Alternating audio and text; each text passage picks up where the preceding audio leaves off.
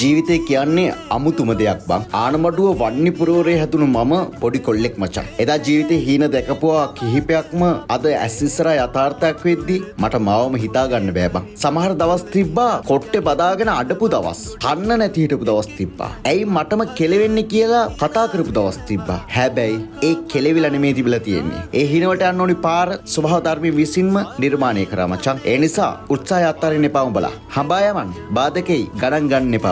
උඹලා ළඟ ඉන්නේ උඹ අත්තරි බාදරේ කරපු කට්ටිය උඹ අත්තරි ඒවා කිසි දෙයක් තඹ සතේකටවත් ගණන් ගන්නේ නැතුව ඉදිරියට යමන්. උඹලා අපි ඔක්කොම දවසක දිනන්න ඕනේ. තව ගමනට බොහෝ දුරයි.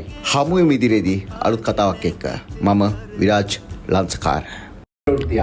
හිටපු අමාත්‍යවරයෙකු වන පුවනක මාරසිංහ මහතා විසින් සිදු කරන ලද හැබැකුනේ තමා කරපු දේ තමා වැරදිමට සැරසෙනවා. මේ වන විට පුවනක මාරසිංහ හිටපු අමාත්‍යවරයා විදේශගත වී ඇතැයි තොරතුරු වාර්තා වනවා. මෙන්න එම ප්‍රවෘත්තිය නැවතත්.